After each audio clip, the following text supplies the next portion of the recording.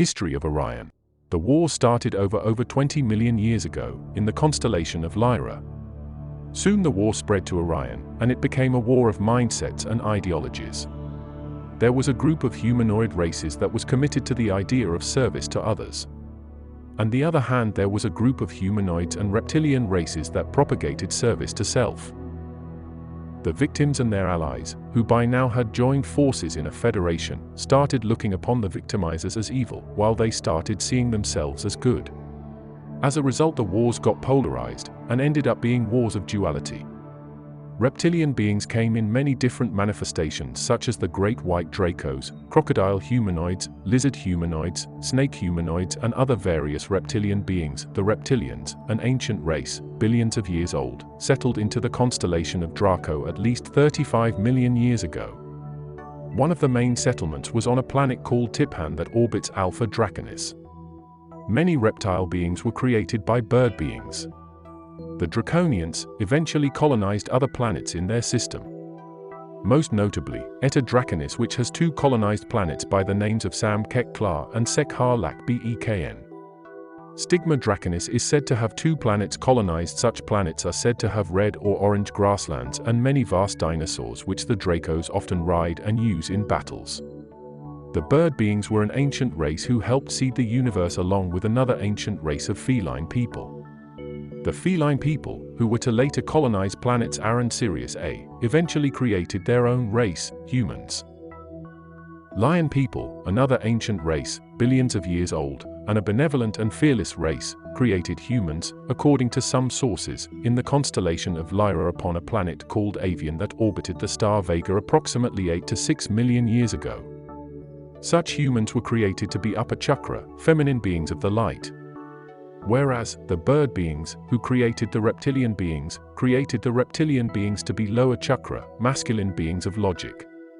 The lion people told humans that they were to live in peace with other sentient beings in the universe, who they would one day encounter.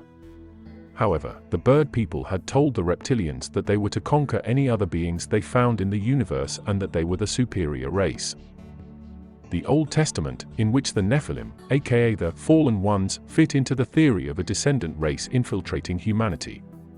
Some translations interpret the Nephilim as giants or others as fallen angels, but in both cases, they interbred with humans. These are the reptilians, and depictions of them can be seen throughout disparate religions and cultures in antiquity, worshipped as gods or demigods like the Nephilim. In Orion, numerous humans and other beings were both microchipped and enslaved on Orion planets, which orbited a vast red sun, and turned into drug addicts who had to dig for gold in order to receive their fix. The gold fed the Draco's desire for power. The Orion humans were also imprisoned in lower energy electromagnetic fences that prevented higher energies from entering. Such a fence was also employed over Earth, but is now being dismantled by Federation forces. At this period of time in the universe, many beings became involved in the Great Galactic Wars. There was reptilian humanoids from the stars of Draco, bird humanoids from Orion, insect humanoids from Orion, grey humanoids from Zeta Reticuli and more. Many humans turned to the dark and joined forces with the Draconian Empire, which was utilizing the dark side of the creative force for its attempted. Likewise, many reptilian beings turned to the light and joined the Galactic Federation, which generally utilized the benevolent side of the creative force. Approximately 1 million years ago, the great human-reptilian conflict spilled over into Earth's solar system. Galactic Federation humans and other beings had colonized Earth, Venus, and Mars and Maldek. The Draconian Empire invaded and colonized the fourth water world, Maldek. Maldek became one of their greatest assets and planets for the Draconian Empire. From Maldek, they planned to overthrow the Galactic Federation-orientated Mars, Earth and Venus. Devastatingly abhorrent and appallingly catastrophic galactic wars were fought in Earth's constellation, hence many of the vast holes on the aforementioned planets which are classed as meteor craters, when in fact most are the result of nuclear weaponry being employed by either the Draconian Empire or the Galactic Federation. One section of the Bhagavad Gita, called the Book of Drona, describes magical weapons, called Astra, that could destroy entire armies, causing crowds of warriors with steeds and elephants and weapons to be carried away as if they were dry leaves of trees. Another weapon was described as producing vertical, billowing smoke clouds that opened consecutively like giant umbrellas, reminiscent of the massive rising mushroom clouds produced by the Trinity test, created by the god Brahma. The weapon produced an incandescent column of smoke and flame as bright as 10,000 suns that rose in all its splendor. After, corpses were so burned as to be unrecognizable. Their hair and nails fell out, pottery broke without any apparent cause, and the birds turned white. After a few hours, any target hit by the Brahastra would be utterly destroyed, land would become barren and lifeless, rainfall would cease, and infertility in humans and animals would follow for eons of time. 1932, an Egyptian Geological Survey team member Patrick Clayton was driving across the desert near the Sard Plateau. He said he heard a crunching under the wheels of his car, unusual, in that he was driving on sand surfaces. He stopped and discovered large pieces of glass in the sand. The glass has also been found under Neolithic, Sumerian, and Babylonian layers at archaeological sites in Iraq. Is it possible that an ancient civilization prior to the Neolithic period blew itself back to the Stone Age with nuclear devices? Libyan desert glass deposits, estimated to be 28.5 million years old, stretch over 6,500 square kilometers into neighboring Egypt. The light green Libyan glass, called the Rock of God. Galactic War. The intergalactic Orion Wars started off as a war between two parties. They were the Empire on one side, and the armies of light on the other. Later on, the rebels also entered the scene, as a third party. Some authors use the Black League to indicate the troops of the Empire, while other authors, such as Lissa Royal, refer to the rebels as the Black League. There was apparently a miscommunication or misunderstanding between the Draconians and Lyran humans. The Lyrans wanted to know more about the Draconians before some kind of assistance was offered. The Draconians mistook the communication as a refusal, and subsequently destroyed 3 out of 14 planets in the Lyran system. The Lyrans were basically defenseless against this war. The planets Bela, Tika and Merk were destroyed. Over 50 million Lyran humans were killed. It is at this point in history that the Draconians began to look at humans as a food source. This is how old the struggle is between the reptilian and human races. Now, I must make the point that not all the reptilian or human races are dark. There is a mixture.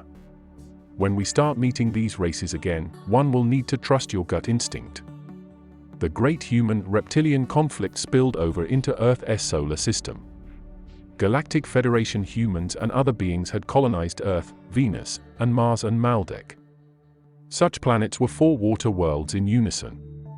A true rarity in the galaxy. The Draconian Empire soon discovered this, and they invaded and colonized the 4th water world, Maldek. Maldek became one of their greatest assets and planets for the Draconian Empire.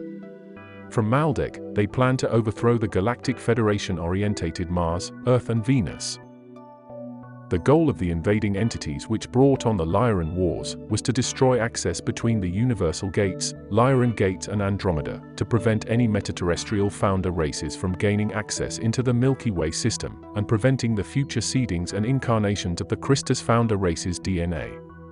But soon the Lyran War spread to the constellation of Orion and through the metagalactic core, where it became a war with those who wanted to dominate others in this system based upon the victim-victimizer fear-based mindsets. This can also be called archetypal enemy patterning.